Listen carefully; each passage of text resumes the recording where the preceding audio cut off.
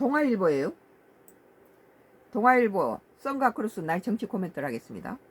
동아일보 서울집 사려면 부모 찬스 대출 맡기자 증여 상속자금 2배로 뭐 개투자도 안 된다 무슨 뭐 대출도 안 된다 그러니까 부모가 이제 죽기 전에 뭐 증여를 해버리거나 또는 상속을 해버리는 이제 그런 케이스가 늘겠죠.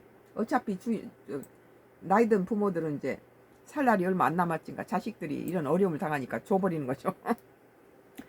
2025년 서울에서 주택을 매수할 때 동원된 증여 상속 금액이 전년 대비 약 2배로 늘어난 것을 나타냈다. 정부가 규제하니까 아예 자식한테 줘버리는 거죠.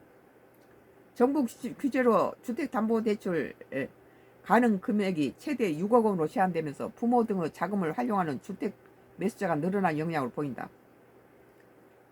20일 국토교통부가 국민의힘 김종량 의원실에 제출한 서울주택 매수 자금 조달 계획서 자료에 따르면 2025년 서울주택 매수에 활용한 증여 상속 자금은 4조 4,407억 원으로 전년도 2조 2,823억보다 94.6% 증가한 것으로 집계됐다. 이제 자식들이 대출이라든지 그 갭 투자가 안 되니까 이제 부모한테 손을 벌리고 부모는 어차피 죽으면은 자식한테 갈 거니까 줘버린 거죠. 전체 조달 자금 106조 9,996억 원 대비로 4.2% 수준이다. 서울 주택 매수에 활용한 증여 상속 자금은 2020년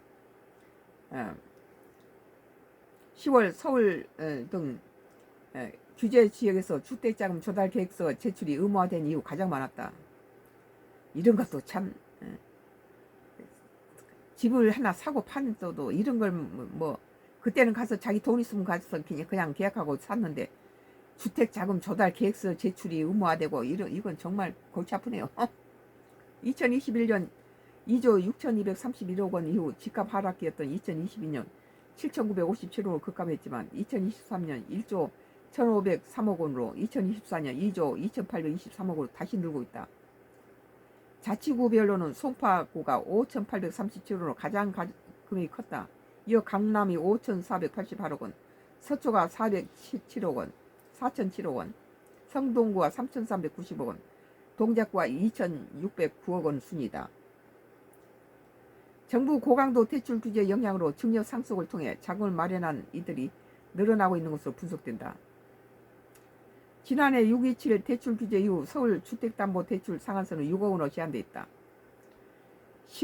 15 대책에서는 15억 초과 25억 이하 아파트는 4억 원, 25억 초과 아파트는 2억 원 등 고가일수록 대금 금액이 줄도록 규제가 강화됐다. 동아일보 서울집 사려면 부모 찬스 대출 맡기자 증여 상속자금 2배로라는 기사에 대해서 썬과 크루스 나의 정치 코멘트를 했습니다.